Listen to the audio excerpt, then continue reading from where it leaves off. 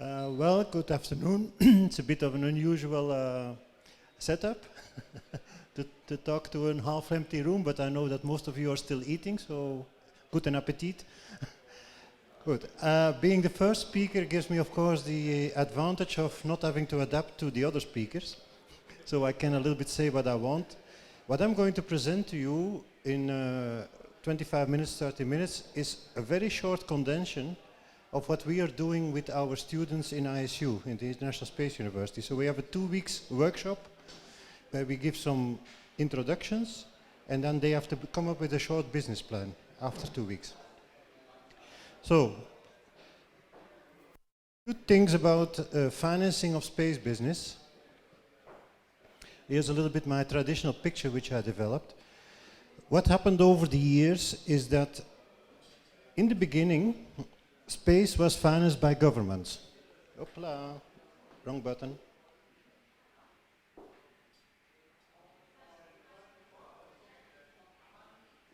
So, sorry, start again and be more careful now. So, space was financed by governments. Governments had objectives. They said to agencies, you have to do this, you have to put a man on the moon or something. And most of the time, the agencies did the project themselves, or they gave it to big companies. That means that these companies learned a lot about how to make a satellite, a lot about space. And at a certain moment, when the government money was going down, these companies said, yeah, but I'm not waiting for the government money. I go to the commercial market. And I'm going to do myself a number of projects. That was SES, Intelsat, and so on. Now, there is a lot of confusion, which I have a personal view on some people say new space already existed. I have a little bit of a different opinion about it. I think new space is new, it's not commercial space. So recently I've proposed a definition, because there's a lot of confusion on it, about what is new space. And in my opinion, new space is private companies which are independent of government space policies, and that's very important. So they want to do business in a different way. They want to do it not what the government has as objective, but they want to do it different.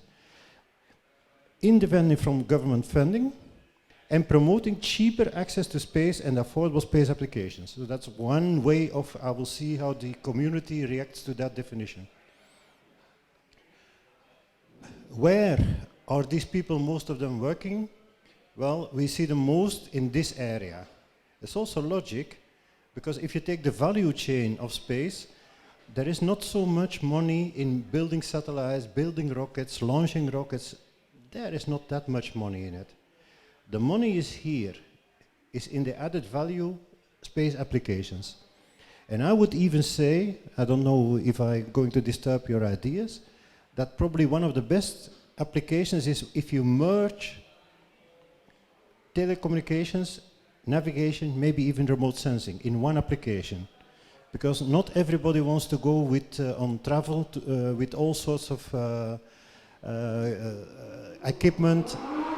Oh la, that guy has a wrong navigation system. So what I call infocoms. Now I use the word which maybe not all of you are familiar with, equity.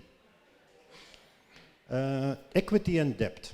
You have to know that if you talk to people who want to invest, because that's one of my main reasons of giving all these words. An investor, if it's a business angel or a venture capital, will only invest in your business if you know his language.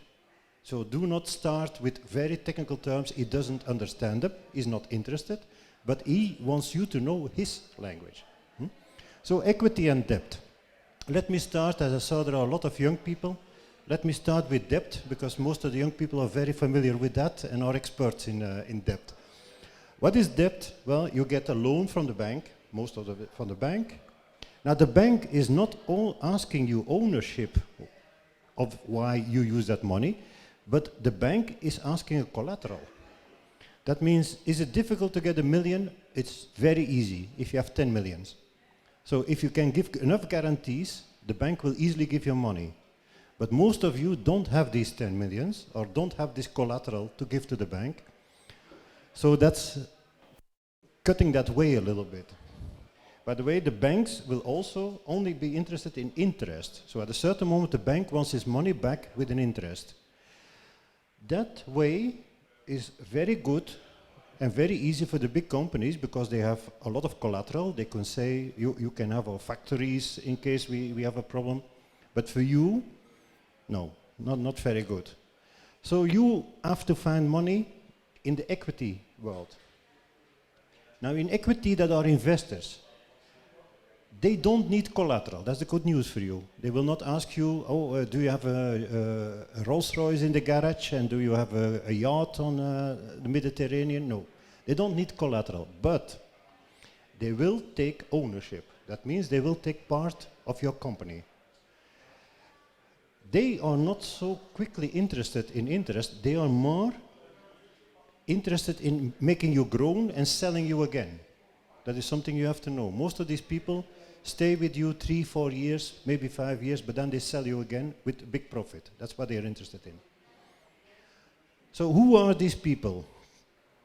And I put them in an order because you will see traditionally that most of the time your investment is going to go over these steps. So the first step is what they call 3F. The official word is founders, friends and family. Some also say founders, friends and fools, but the official word is founders, friends and family. Yeah? So this is you, and it doesn't have to be that you have a lot of money. It can as well be that, for instance, you say the first year I don't take a salary, or I put some money in it, but I invest. I don't want a big salary. I don't want anything. Friends, your family, why? Because they believe, they have confidence that you want to do something. Now, of course, this is limited. Depending if you have Bill Gates as a friend, that's something else. But most of the friends that you have probably can only invest a few thousand. So you can get 50,000, 100,000 there. That's it. Afterwards, if you need more money and you're lucky, you find a business angel. So these are private investors who have a lot of money and go around to make a quick win. So they go around. This is what often what people very nicely call HNWI, high net wealth individuals. In plain English, stinking rich people. But that is a nicer word to say it like that. And so what are they looking at? Opportunities. They want to invest in your area and then afterwards get their money back quick with a big profit. That is also, depending on who you know as business angels, that's also limited, of course, to people having a certain capital, but not millions. Most of the time not. Talking about 100,000 and so on. Afterwards, you will have to go to venture capitalists, so to organized people, financial people. And venture capitalists, they only will look very, very technically to your proposal, to your business plan, and what they have in mind is what is your internal rate of return, IRR, a word that you have to know, what is your product and so on. So they will simply look at your business plan. They don't have a heart to put in your business, like a business angel sometimes have. A very interesting new form is crowdfunding, but if you have a business, I will come back on it, it's probably more going to be equity crowdfunding, which is not so developed yet. And then, of course, do not forget, a lot of businesses start because they get some grant, either from a government or from a region and so on. So let me try to quickly tell you what these people are and what they do. I'm not going to give the website and the addresses because I don't have them, otherwise I wouldn't, and if I had them, I wouldn't give them. So let's look at business angels. What are business angels trying to do is to invest a modest sum and get a lot of money back. So they dream about this sort of things, like, you all know the Body Shop, this chain of products of sustainable development-based cosmetics. Well, a business angel gave £4,000 to the lady to start the Body Shops. 2 years later went out with 42 million. That's what they dream of. Apple, one guy gave $91,000, which is a lot in fact, and $91,000 to the Apple founders, Larry Page and, Steve Jobs. and walked out with 154 million. That is what the business angel is dreaming of. He puts some money in it and goes out with a lot of money, very fast. We are lucky in the space world that we have a number of other business angels over the last years, and these are people who earned a lot of money a few years ago in complete different areas, most of them in this IT sector, like Paul Allen, that's Hewlett Packard, Jeff Bezos, Amazon, Bigelow was in the hotel business, Elon Musk was also in the IT sector, PayPal originally. Now these people have a little bit more money, and that's our luck, because they are easily able to put something like 50 and 100 million. And if they would not be there, we would not have these beautiful projects which we have now, like Virgin Galactic, Blue Origin. Virgin Galactic, by the way, everybody sees Branson, but it's not Branson, it's Paul Allen who's giving the money. Branson is just very, very good in using the money of other people and making a lot of show around it. So this is another type of business angels.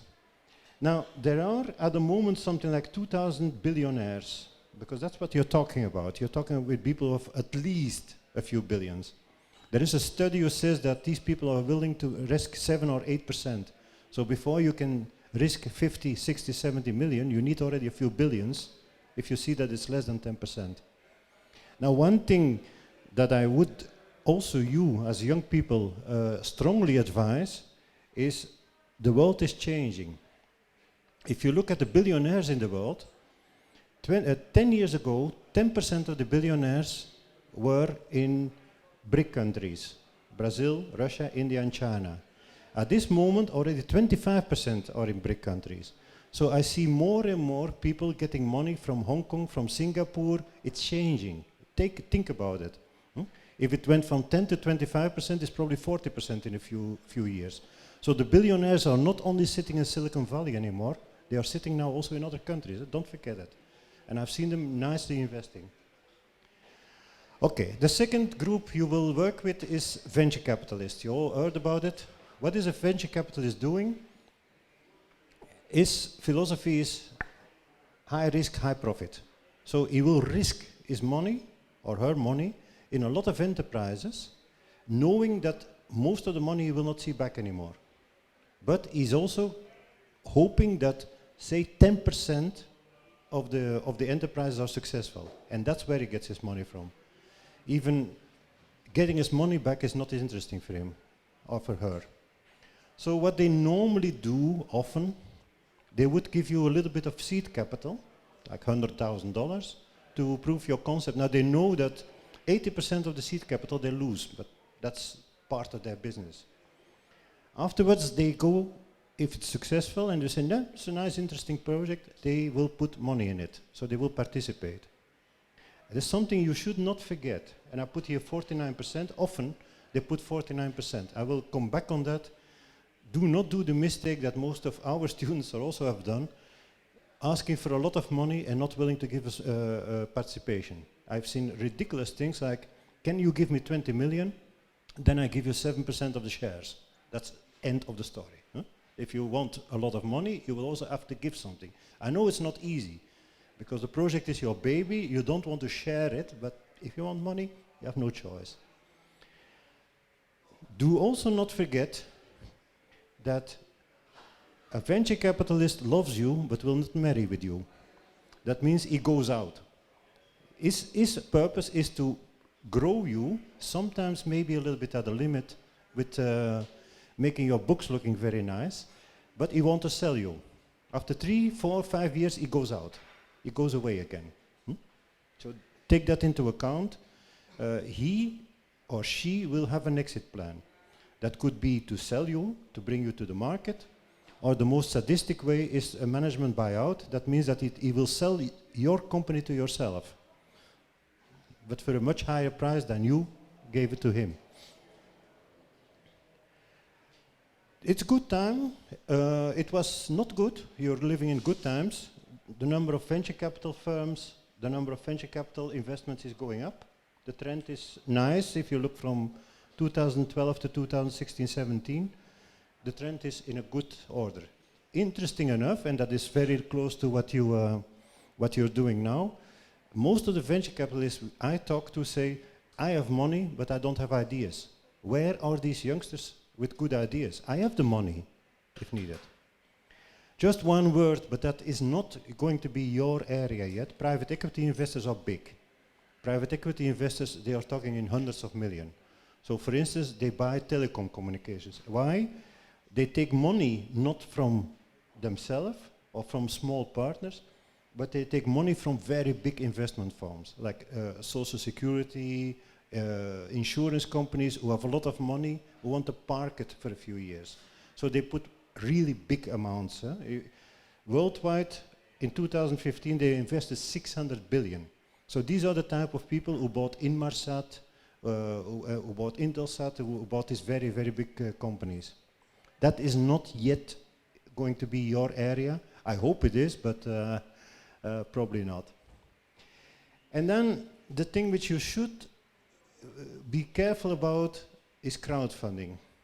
Because I see many of people going also in the space business to Kickstarter with a nice project, but think that the people are happy with the reward, like a t-shirt. Huh? You cannot ask under 1.5 million and give a t-shirt. That doesn't work. That's not thing. So crowdfunding is a lot, but it's a lot of small projects. In fact, crowdfunding, in 2015 there was more crowdfunding in venture capitalists, but it's 100,000, 50,000. In the space sector we only had a few ones. Arcade, 1.5 million, Lunar Mission 1.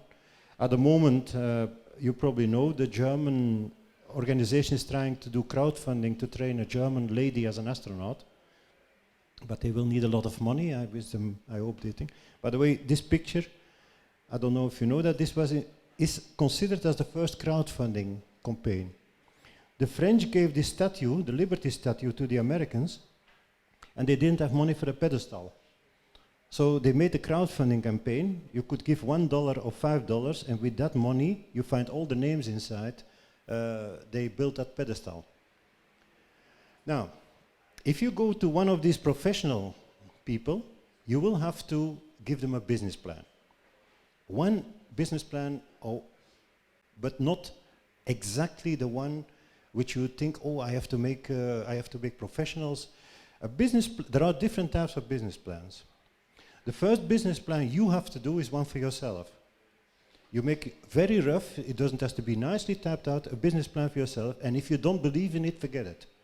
If you don't believe in it yourself, do not try to sell it to somebody. The second one, which is a bit unusual and which you will not see in the books, which we are teaching to our students at the International Space University, is to make a one-page teaser. Send a one-page teaser to the venture capitalists, because they don't like to read much. If they are interested, they come to you and then you have a discussion. And then, of course, if you want to go in the second step, you will have to go with a real business plan. And I will show you what our survey does, is saying probably 20 pages or so. This is an example which I'm using in my lectures and my courses. That's what I'm asking my students to do in 2 weeks, to make a one-page teaser. On the one-page teaser, you have to have everything on one page. How much money do I ask? What is my company, product? How do I want to go to the market? So on one page. And then go to venture capital. A few years ago, we did a survey, so I'm going to do a lot of information which I got from that survey on what venture capitalists want and what they are looking for. First thing is, go through these mental steps in your head. Also these days, now that you're working on it. What is the product that I want to bring on the market? Is there a need for it? Stupid question, but is there a need for it? It's not something theoretical. So if there is a need, what is your solution? What's your solution to that need? How are you going to solve that? Is there a market now? And will there be a market in the future? So that means also good web search. If there is another company coming up like Apple, to give an example, or Google with the project in 2 years, but watch out. You probably cannot compete with them. So investors know that. Very important, and I have to stress that, what are the competitors?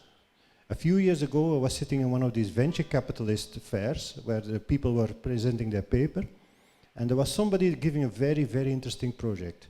Next to me was a venture capitalist. He looked at his computer, said, "Stop it, already exists." So do a good web trace. It's not only because it only already exists, but if you don't do that and you cannot say what the competitors are, they have no trust in you. They say, "Oh, didn't do well." What's your strategy? Do you have a good team? And then how much money do you need? And I will come back to that. Ask the right amount of money. Do not ask 2 millions and come back after 3 months and ask another 5 millions. Finished. They don't talk to you anymore. And then what I said before, what deal do you propose? Propose a decent deal. If you want a lot of money, you will have to give part of your equity. You will have to give it. This is based upon what I got as feedback when we did a study in 2007, so already a few years ago, but for the European Commission. The recommendation of the venture capitalist was to make a business plan of something like 20 pages. 20 pages, which are completely different to what most of you are probably engineers, you think. What they want to see, first of all, make a good executive summary. Why? After 6 minutes, the venture capitalist throws away 80% of the business plans. After 6 minutes, and you've worked on it maybe 3 months. He wants to know very easy, very fast. They get hundreds and hundreds. Is it interesting? Is it not interesting? And then you spend a lot of time and a lot of energy on what is the business opportunity, what is the market, and not so much on the product description. And this is something very, very difficult for you as engineers. You want to do a lot of mathematical and physical formulas in it, and so they are not interested because they don't understand it. So don't spend things, you bother them. They just say that person doesn't know what he's talking about in my language. Because what they want to see is what is your marketing model, what are the key persons, what is the risk, and the financials. They want to see your financials. So, and the financials have to be expressed in their language. What do most of the people say are the shortcomings of a business plan?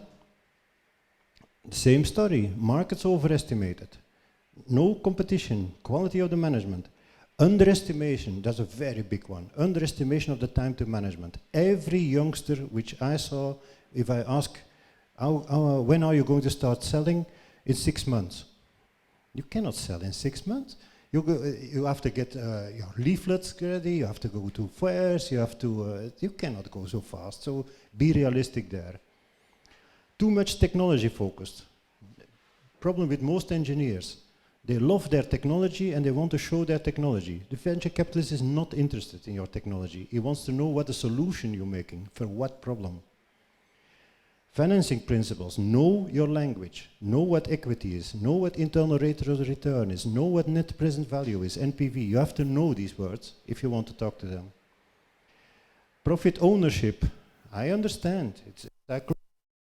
It's something developed and you feel you're the owner of it. So it's very difficult to share something that... So a good plan is just the opposite. It says clear, very fast, what is the opportunity? Because they read very fast and they decide very fast. Do I understand the market? Do I understand the competition? And what are my real funding needs? And how do I come there? Here is one of the things that most of young entrepreneurs underestimate. And this is a real study from PricewaterhouseCoopers. How does your flow of money goes? You have all learned at school this break-even point, and that's very misleading. So in the beginning you invest and you make debts and debts and debts and debts. Then you start selling a little bit, and there is a break-even point that what you give out is equal to what your income is. Well, if you're at that point, do not open the champagne bottles, because at that moment you're in the deepest shit. So you think, oh, I reached my break-even point. Oh, but you're sitting here, huh? Don't forget it. So you still have to get the whole way, which often investors call the valley of the dead. You have to make the whole way to this point when you reach your initial equity break even, when you don't have debts anymore. And this can be easily 4 or 5 years. So if you ask money, make sure that you ask enough money, that you not have to come back. I'll give you one example in Germany, because we're in Germany. I don't know how many are Germans here, but I assumed I'll take a German example. Brilliant idea. A few years ago, some people said, well, these very big pieces that they bring over the road, we're going to bring them over with the Zeppelin. Cargo lift. Was brilliant idea. These very big pieces of installations like petrochemical or bridges. Okay, it goes a bit slower, but if you look at it, it's so they could bring 150 tons up to 3,000 kilometers with a Zeppelin like that. Investors found it a fantastic idea. So immediately they found, in a few months' time, they found 320 million euro. It was Deutschmark, I put it in euro. They found immediately 320 million euro. So in 1999, I believe, they were even called in Germany the Enterprise of the Year. But they had promised the investors to have operational flights in 2000. And they were not ready. The only thing that they really made was an enormous big hangar. Look at the size of 66,000 square meters. So in 2000, the investors were saying, hey, how much money do you really need? The 320, that's enough? So they calculated and said, no, in fact, we need 720. End of the story. If they had asked 720 in the beginning, I think they got the 720, and they could have gone to the end. But don't go to an investor and says, I need another 400. That doesn't work. Another error, 5 minutes, yeah, I'll manage. Another error I see very regularly is engineers and my young students in ISU say, well, how much does my personnel cost? Well, a good engineer gets 40,000, 50,000 per year, so 5 engineers is 250,000. Wrong. An engineer is costing you much more than his salary. The salary is only one part of the cost. So an engineer who has a salary of 40,000 can cost 110,000. Do not forget that. Do not make that mistake, because you need overheads, you need taxes, you need social charges. In France, for instance, 49% social charges. So for the 40,000, I have to have 20,000 already on social charges. Then overheads, general administration, it all has to be added. And you also probably want a bit of profit. Otherwise, it doesn't work. So don't make that mistake of saying, oh, an engineer is 50,000 per year. Not true. Another thing which we found out in that survey, you are an internet generation, and you all think that you can do everything via your smartphone. That you can. It's not true in venture capitalism. People want to meet you. We found out that only a very small part of the people have trust in somebody online. They want to face see you. They want to have confidence. They want to be sure that they don't give you 100,000 and you buy a Ferrari and you go to the Bahamas. That they want to somewhere meet you. They want to know you. Don't forget it. You go to a fair, go to a business event, but there they are and they want to see you. As I said, ask enough. You know, Branson has this very nice expression: if you ask peanuts, if you give peanuts, you can only get monkeys. So if you don't ask enough, people do not trust it, and you can burn your fingers on it, as I showed you before. So ask enough money, as you need it, of course. Don't ask 10 million if you need 5 million, but ask enough money. From the advance on. Now, second point, to who do you go? Also something which I see a number of my young students making a lot of mistakes. There is a certain sequence. Most of the time, in the beginning, before you have your break-even point, you will probably only find your own money and some business angels. Only when you start making a bit of sales, the venture capitalists will come in. Now, it changes a lot with equity crowdfunding. Equity crowdfunding means that you give a lot of people little shares, but it is still not in a good form at the moment, I must say. Also legally not. Debt financing, going to a bank, Do not go to a bank before you reach your initial equity break point. Do not go here to a bank. It's a waste of time, and you will stand outside of the bank faster than you went inside in the bank. Makes no sense at that moment. Common stock. So know at which phase you go to whom. Somebody you knew that very well, as a last example, because it sounded all maybe a bit negative, so let me at least close with something positive. I give you one example of Facebook. You know, Facebook, first of all, Facebook is relatively new. The Romans did not use Facebook. You youngsters think that Facebook always existed. No, Facebook only started in 2004. That's the first thing. So, logic sequence again. Mark Zuckerberg, with 3 Harvard students, that's another story, the way he kicked them out, but that's not a subject here. Got own money, and he had a brilliant idea, and I must say, seldom seen it. He got immediately $500,000 from a business angel. Now look at the other thing. He gave that business angel 2.5% of the shares. So that was a brilliant idea, and the business angel saw it. Huh? The year afterwards, he got 12.7 million from a venture capitalist.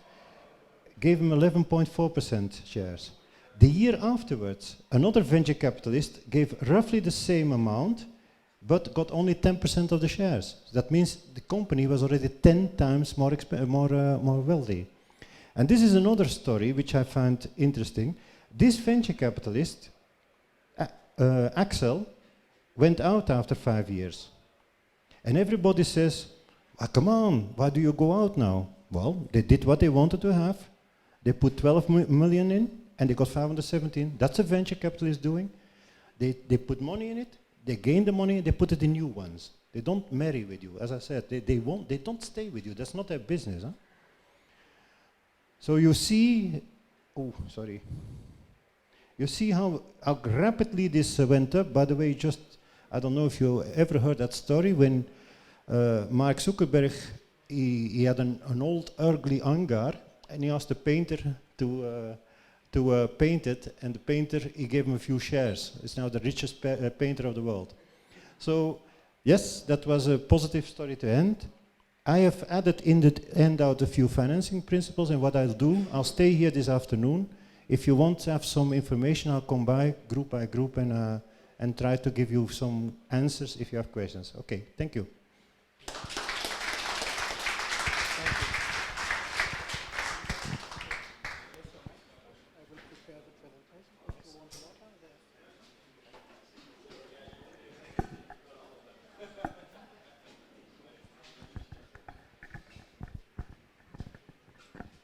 So I take the opportunity that he is preparing the presentation. So in between, I should say good and appetite, or maybe it's done.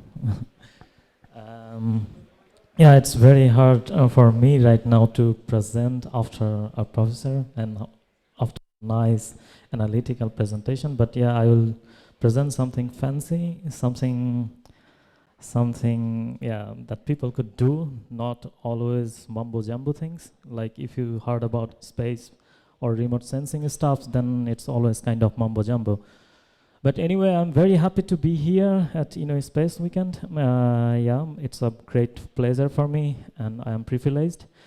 What I will talk about in my next slide is like about an initiative of European Union Horizon 2020 project. This is FabSpace 2.0. Don't ask me why it is 2.0, because there is a long explanation about it. But I directly go forward.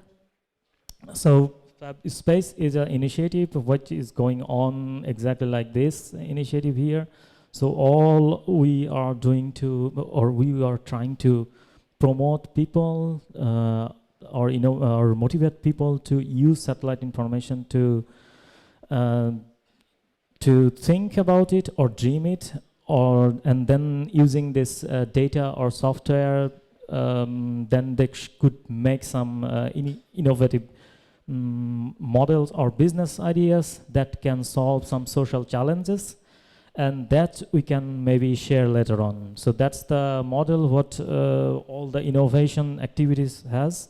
that you have to have some idea, you have to have some problems, and then you have to make it and you have to share it for the world or for the society. So for this, we have a laboratory. So maybe I can explain a little bit more about the whole business process. Like, we have a laboratory where we try to solve some problems, and we have also a partner as a business incubation centers.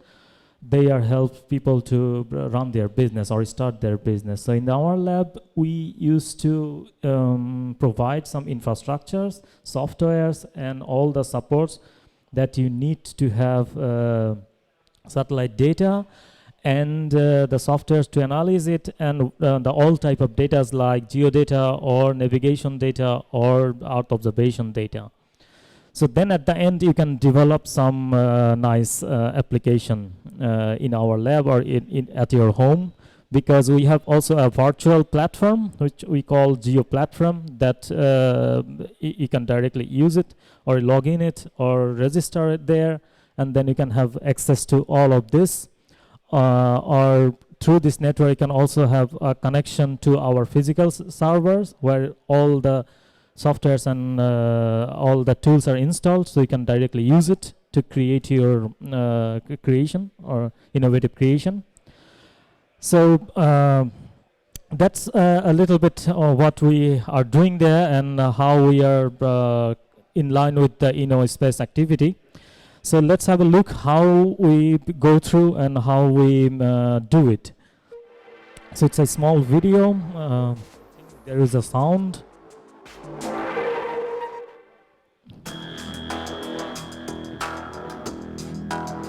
So it's kind of fancy.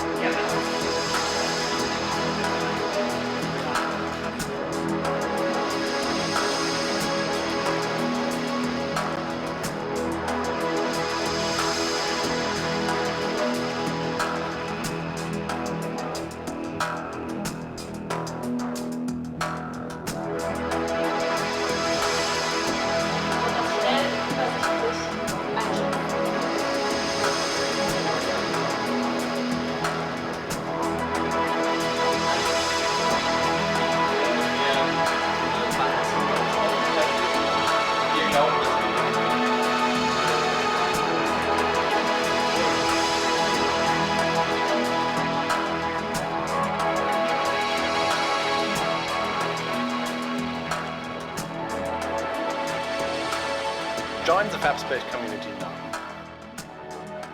So it was kind of fancy videos that shows how we work there. So let me give you some thoughts on it, that how we work with Earth observation information, or in this Earth observation science or geospatial technologies. How should we work? How should we start thinking? So let me give you some thoughts. Like, if you see the picture, it's called night light picture that is taken by International Space Station. So maybe after seeing this picture, you could have a small idea that all the things here are circular, which gives you some kind of circular economy, circular development, or that could help you to focus what could be your market. If you go further, not only Europe, then I would say you will see the same picture everywhere. So that could help you to find your markets. So let's go some direct application of satellite images. So if you can see that the problem is there in the first picture. No, the problem is here. Like in 1977, the RLC has a wide shape. It was very big. But in 2014, with time, with human pressure, it is almost gone.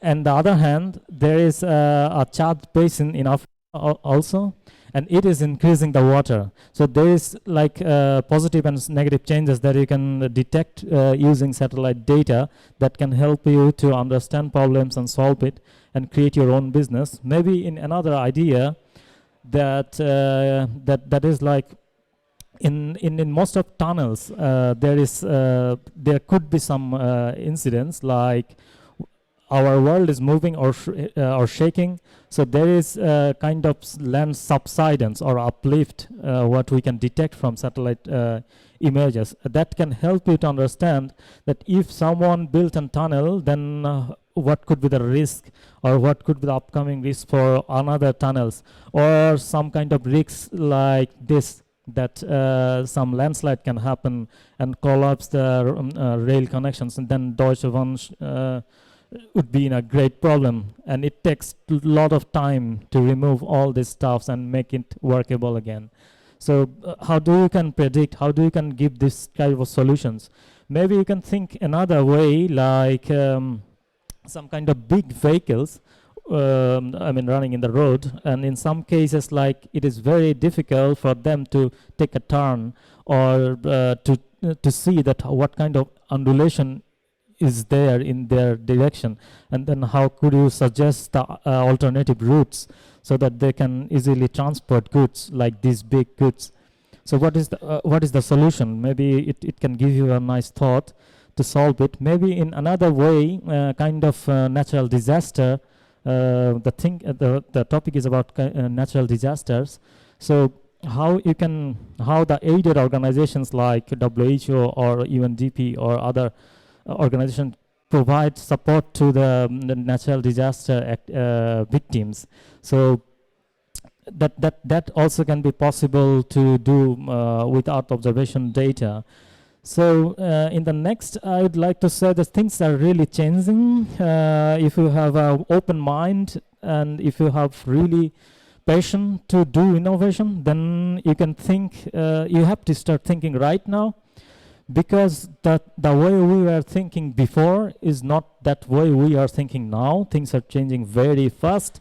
So you could see the changes, the digital changes of life in every sectors, not only in the conference, not for the engineers or not for the human beings, but of course human beings, but for every age groups, like from the kids to the aged people. For all of them, the things are changing very fast. So maybe if all the activities what you are doing here or anywhere or with yourselves, then maybe you have to have some questions in mind, and you have to have the ability to target the problems. And then if you can if you can have you can understand the problems, then maybe you can observe the problem, or you can really understand what should we do, why this is the problem, and why I have to solve it, and if I solve it, then is this will be a solution, or is this will be a great product or great service that I can sell to others. So that's what I wanted to present today. So if you have any interest, if you have any questions in mind, then we could talk together. I don't know, something is wrong here.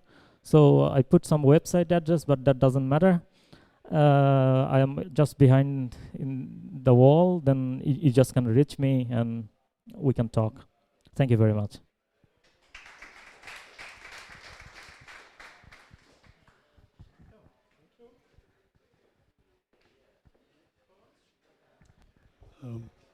No, does it work? Wait 3 seconds until I would like to prepare.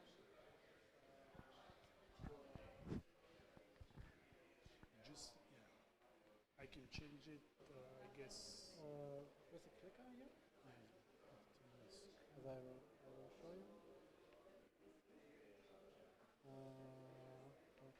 From the beginning, okay.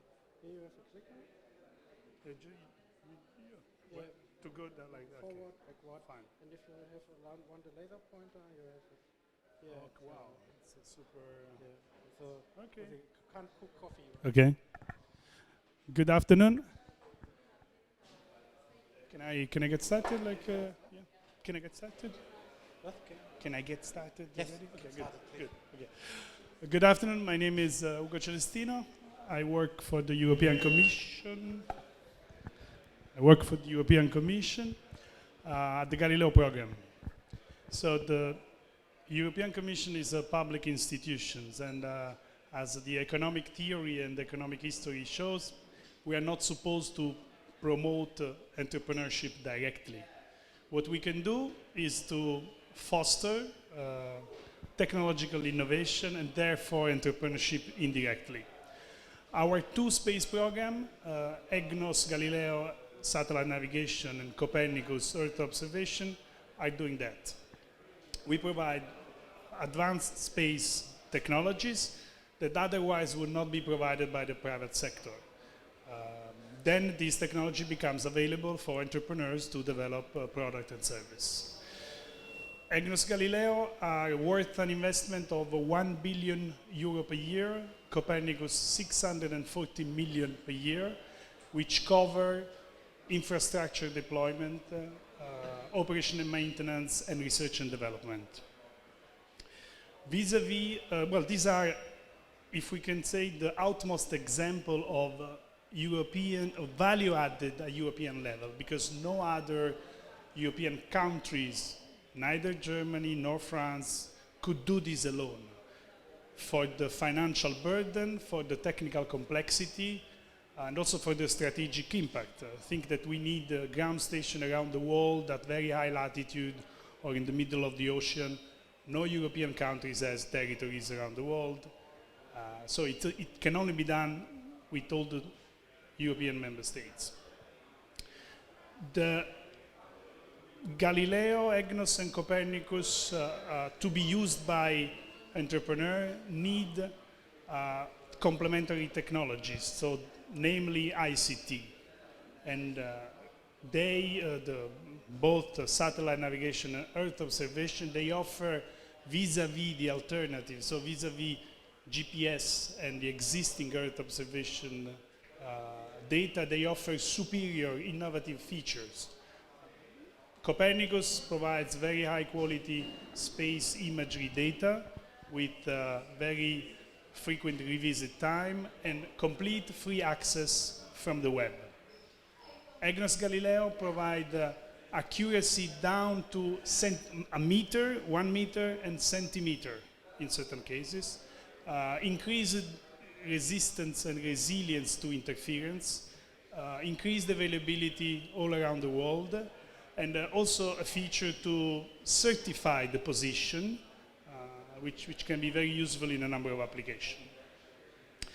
Both Copernicus and Galileo, they have a long-term commitment to maximize the impact on the European economy, given that they can be used in a broad range of sectors, be it the autonomous vehicle, drone, vessel, car, to smart mobility, precision farming, any sort of location-based services. And we also have a commitment to bring this technology closer to market exploitation. The Commission has also developed a number of what we call the fundamental enablers that make possible for downstream sector to use this technology. So you can access the Copernicus data online, and you can find on the market receivers and chipset that uses Galileo signal, EGNOS signal, in addition to GPS. So in summing up, I think this is the key contribution of the space program to entrepreneurship.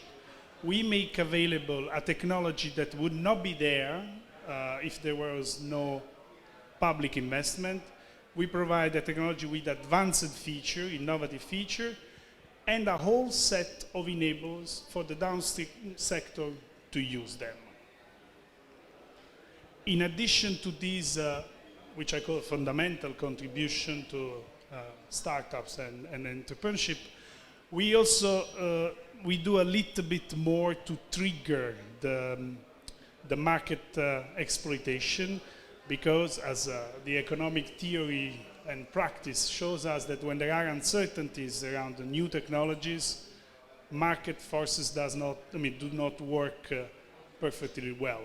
So we have developed a set of tools, programs and actions and funding opportunities for new entrepreneurs, old entrepreneurs, big and small, that wants to test the waters of Copernicus and Galileo. First of all, we fund via the Horizon 2020 program that has already been mentioned, research and development. We fund 50 and in certain cases 75% of the cost to develop technical solution to use to develop Galileo, EGNOS and Copernicus related products and services. 75% in case of small, medium companies. This year, Galileo distributed 34 million euro. Additional 21 million are coming in 2019, and additional 21 million are coming into 2020. This is just for downstream applications, so for entrepreneurs that have idea to use EGNOS and Galileo.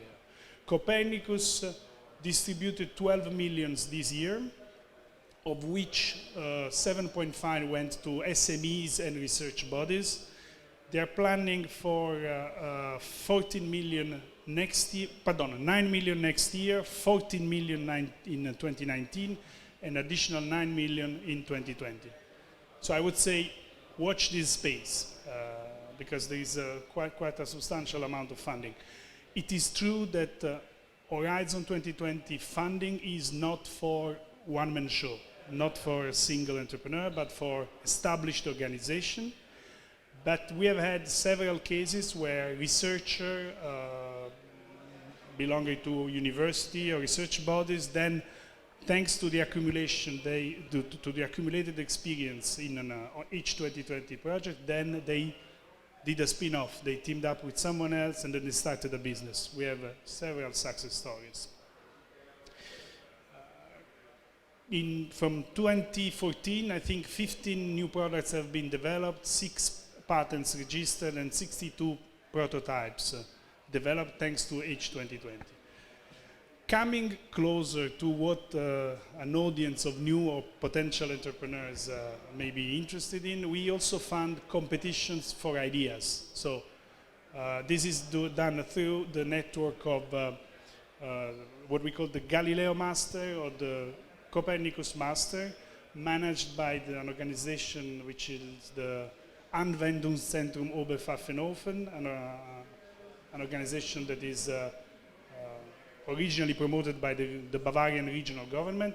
They run a competition for ideas. So if you come up with just an idea on paper, so with no technical development but very well presented idea, you can get up to 17,000 euro in cash and in kind. And we plan to fund 30 of these ideas every year for the next 3 years. And Copernicus, I mean Galileo, Copernicus will fund up to 20 ideas per year. Then we plan to incubate at least 3 ideas for Galileo and 20 for Copernicus, ideas that are a bit more developed, so ready to go closer to the market, and we will provide 61,000 euro in cash and kind for idea related to Galileo, 51,000 for idea in Copernicus. Copernicus also runs an acceleration program which offers a mentor to assist a startup or an entrepreneur in developing a business plan, in tackling all the issues that have been mentioned, and preparing a good proposal for potential investors or towards another objective like developing a prototype. Then we organize 20 hackathons around Europe for Copernicus. The first one was a very good success, and we plan to have 20 around Europe. So all in all, the if I can, sum up the program of Galileo Masters, Copernicus Master, and Incubation, they are a comprehensive program that can help the prospective entrepreneur to develop an idea and bring it to its initial commercial step. Then you will have to look for more appropriate funding and assistance. But it's a launching pad for someone that wants to develop an idea in satellite navigation and Earth observation. There are other horizontal funding schemes like the COSME and then the H2020 for SMEs, which are not specific to space but open to companies active in any field. And if they have a link with space, that is good. But they are more horizontal, they cover all range of sector. I'm not expert in that, and I would suggest you to look at the appropriate sources. I must say, in any European country, there is a network of what we call the enterprise, the assistance for companies or new companies that want to look for European funding and assistance. In Germany are often by the Handelskammer, the Chamber of Commerce, and they are funded by the European Union to assist new prospective entrepreneurs. So, altogether, I would say the biggest contribution to entrepreneurship by the Union, it's just with the two-space program, with the fact that we have this two-space program that ensure a long-term perspective, a technology which is European, independent, advanced, and we are committed to evolve it. Then all the measures that we have been talking about are what I call of a secondary level, just to help entrepreneurs to test the waters. And I think this is, it's rather peculiar, and space is showing a very good example of what Europe can do together with the European industry.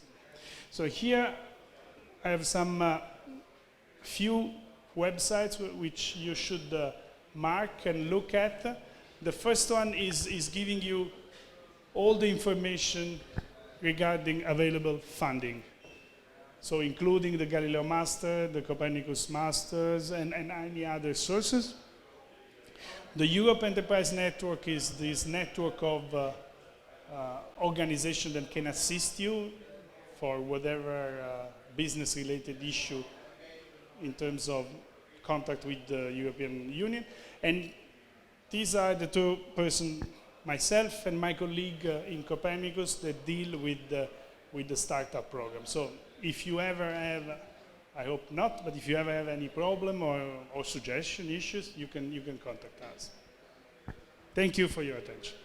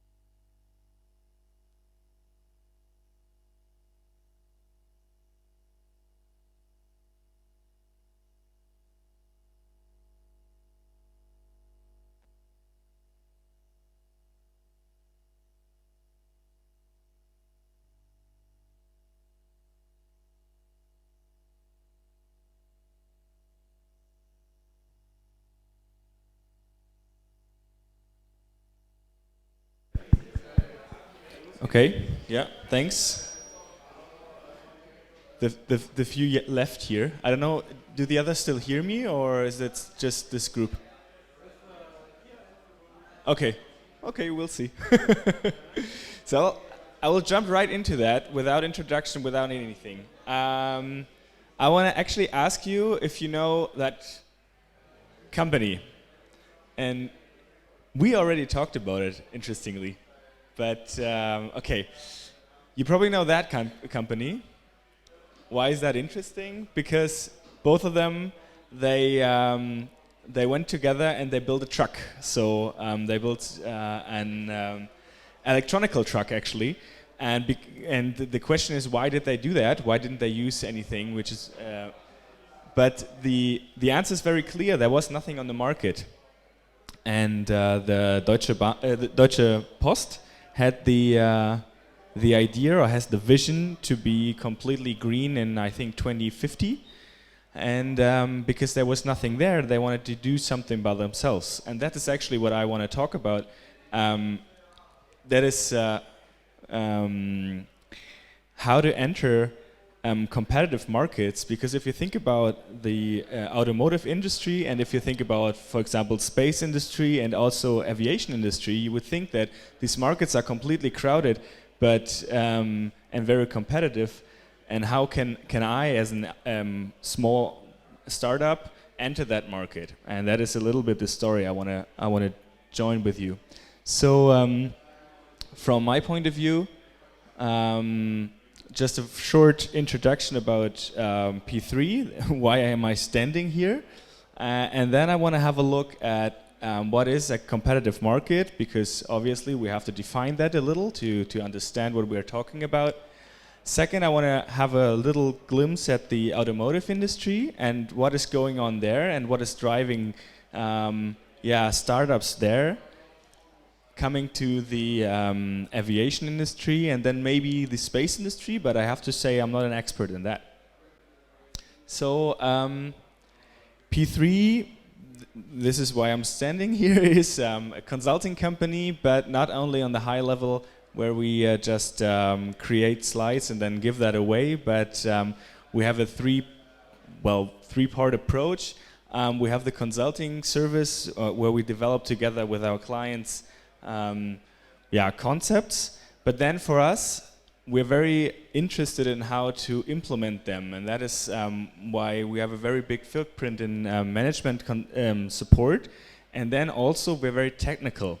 So we have many engineers. So this is actually a very nice mixture, and this is what drives us right now. I don't want to go too deep into that. Right now, 3,600 employees spread. But interestingly, the degrees, 80% engineers. I myself, I'm here, I'm in the others, and I think if I would put my profession there, I would be like the only one, so because I studied business psychology. So don't ask me any technical questions. But if you want to talk about markets, then I'm there with you. We have a big footprint in automotive, in communication, and in aviation.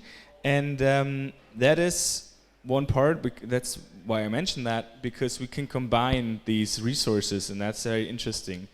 That's also how we serve our clients. But coming to the market, so what is a competitive market? From my point of view, you can go with Porter's 5 forces, and then you look at, threats of entry that could describe a competitive market a little bit. So you want to talk about time and cost of entry. You want to talk about how high is the knowledge, the special knowledge you need. Is it an economy of scale? Is the technology protected? And do we have legal barriers? And this is very roughly, just to give you an idea. So if you think about automotive, you already think that this is a competitive market.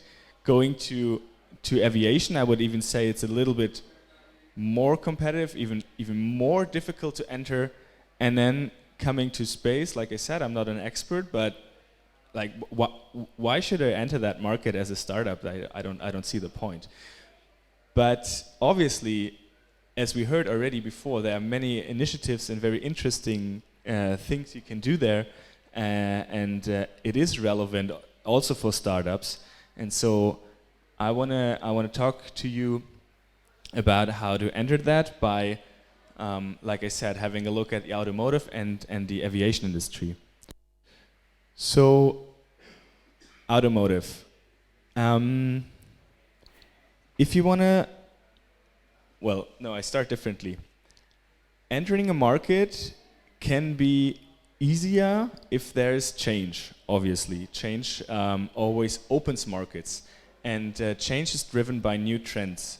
And if you think about automotive, you have connectivity, also automotive driving and all these things, and you have e-mobility. And if you just look at the numbers, what I found very interesting, connectivity, so the cars are getting more and more connected, obviously, but in a very rapid way. So 4 times more connected cars in Germany in only 5 years. And if you look at the e-mobility, if you look at the worldwide numbers, it's even 10 times higher in only 4 years. These numbers are from Statista. I can show some sources afterwards. So the market is driven by connectivity and e-mobility. That is what we also learn from our clients. These are the focus points right now. And this is a little bit where you can enter with your startup. So taking that into account, obviously, if you talk about automotive, you have to mention Tesla, and only that number, I think it's very interesting. So Tesla sells 5 times more electronical cars than all German OEMs together. In March 2017, obviously in the US market, but interestingly, and then if you think about the years of the foundation, so the market was already super crowded and super competitive, but Tesla did it and entered it. And I think there are millions and millions of studies about or ideas about why they did it and how they did it, and maybe we can have a discussion about that. From my point of view, it's timing and courage. So these, I think, are 2 major points when you want to enter. I come to that later a little bit. Talking about connectivity, what we do right now with P3, we are behind bringing Alexa into cars. So that is also interesting.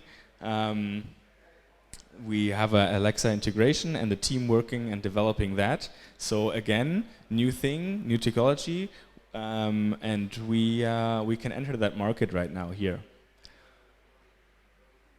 And we did that, like I said before, with the combination of resources. So we have the people from automotive knowing the client and knowing the field, and then we have the people from telecommunication and knowing these fields. And so bringing that together gives you a good chance. One of my favorite topics, sorry, but also P3, we started developing, it's called telehealthcare. So the problem is when you are in an urban area most of the time, and you have an accident, and you have different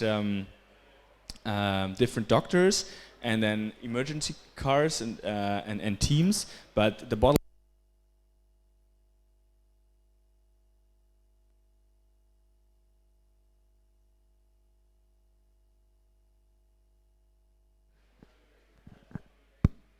Thanks. So the bottlenecks are always the doctors, and if you think about that, many patients don't need an emergency doctor right away. We took that and thought about what could we do, and we integrated many wireless connections from the car to the doctor itself. So the car is already there with the team, but the doctor isn't, because he's probably a different patient, I don't know. And by that, the doctor already has many insights about the vitals, so blood pressure and all these things, and he can think about, okay, do I actually really need to go to that patient, or could I maybe, I don't know, go to the other one, which is maybe even more, needs my help more. So slight thing, putting together different resources, putting together connectivity and cars in a little bit different way. You wouldn't think about that right away, but That is very successful. We're doing that in Aachen right now, and interestingly, the most difficult blocking point are the legal parties and the insurances, because they have to accept that and pay for that. And the technology is already there and it's already in use, but legal parties, we have to convince them to have it in whole Germany. Very briefly, very short. Coming to aviation, so again, we have e-mobility and connectivity, and this is a little bit more my field because I'm working in aviation. It's super interesting what these little trends do with the whole branch. We have the feeling that a lot is changing there, and the big OEMs are really behind and looking for startups to help them enter these new fields. So one of an interesting thing is, I think the internet was, well, they started with the in 1990, I think, to have it publicly, and still, I don't know if you flew here, but still it's not really on every plane. And I know that the OEMs are working on that for decades, actually. And we have a little, it's called AirFi, it's from the Netherlands. It's just a box. And they just developed this little box to have Wi-Fi in the airplane. It's super simple, super easy. It's already in, I think, 300 airplanes. You just plug it in and it works. And this, from our point of view, it's simple, easy, and also focused on the solution, not so much focused on the technology, because the technology, if you ask a German engineer to put Wi-Fi into the airplane, he will tell you years of how it doesn't work and why it doesn't work and how you could solve it. And I know that Lufthansa is working on that right now, also in short term, in single aisle, but still, it's a lot of work and many things to do. But this little box, you just put it in there, and it's cool. And I think, from my point of view, it's because it's focused on the solution, not so much on the technology. And then, if you think about all these trends in urban transportation, so connectivity and e-mobility is giving us completely new ideas on how to travel, actually. So these vertical takeoff and landing drones are super interesting and also interesting for the OEMs. You probably heard about Lilium, because they just had their first flight in the beginning of this year, and they just had a new sea drone, I think $90 million. Also Volocopter, super interesting initiative from Germany. They have many rotors and not only one, and by that it's what they say safer and easier to fly. So we have new opportunities here, and if you think about, I think courage pays off, because when they first started, it was not easy, and to be very open here, it's very funny because we had I'm working for the Innovationspreis der deutschen Luftfahrt, so it's an innovation award together with the government.